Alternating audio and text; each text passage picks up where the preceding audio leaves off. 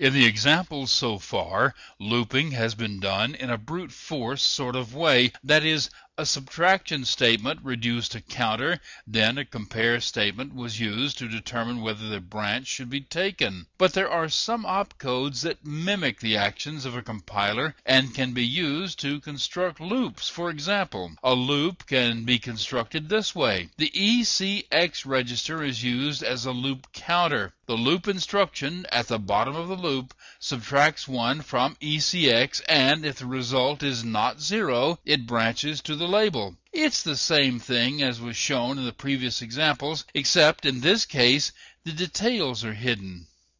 And there are others. This is the same instruction, except the test of a flag has been added to it. The instruction still subtracts 1 from ECX, and is still required that ECX is not equal to 0, but for this instruction to loop, the 0 flag must also be set. There are two mnemonics for this opcode. You can write it as loop Z for loop 0 or loop E for loop equal. And there is an opposite. This opcode decrements ECX and will loop only if the result is not 0 and if the 0 flag is not set.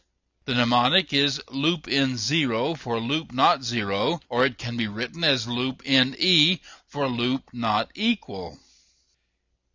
In some of the earlier examples, the loops were set up as while loops. That is, the test was at the top. This is the standard form of a while loop. Variations are possible, as you saw in the previous examples, but mostly the test is made at the top of the loop.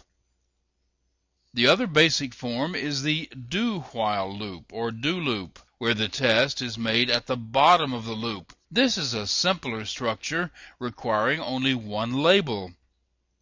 In this one, the test is made at the bottom of the loop. The main difference between the two is that the do-while loop, the body of the loop is always executed at least once.